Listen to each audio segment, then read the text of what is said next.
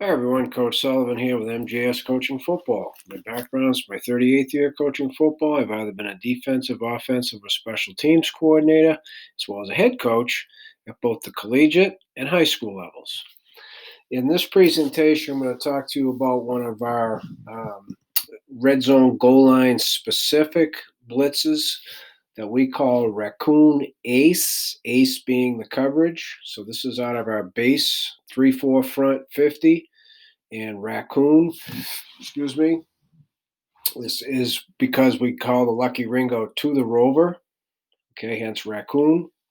But it's a 7-man pressure. Again, this is red zone goal line specific blitz, 7-man pressure, which puts us in pure man coverage. And if you see my man blitz coverage playlist, I'll give you the specifics on how we cover the running back and ace coverage.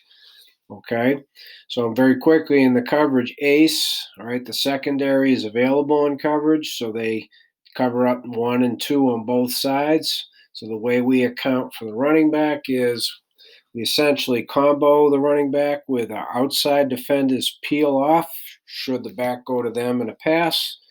Okay, and if the back's inside, one of these inside defenders, if not a few, tackle the running back and the others continue to the quarterback.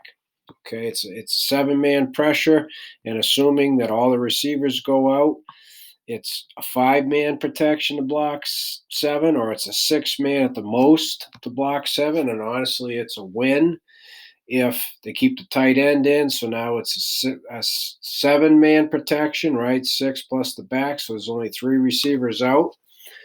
And in that case, the whip sees that his tight end's in protection. He stays there. He has to be alert for any type of delay, but then he can react to the quarterback indicator and possibly find work and help out elsewhere. So the basics of the Racoon is its orbit. So what that means is both the rover and the dime, the 2 outside linebackers, are executing what we call a D crash, or a dog pressure, which means their aiming point is, in this case, it's pistol.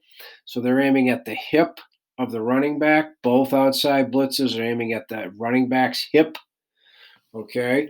And that puts them in a position to get the force if it's run, and then easily peel off if the back is to them. And if the back's away from them, they continue straight on to the quarterback.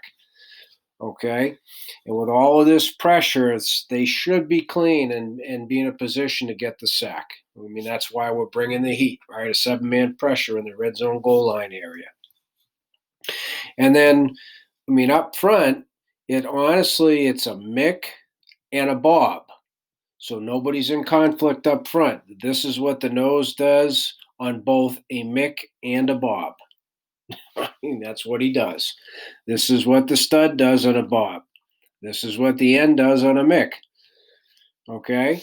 So in 11 personnel, Rover and Mike travel together so that they're running. It's a Rover dog with a D crash and a Mick. Okay?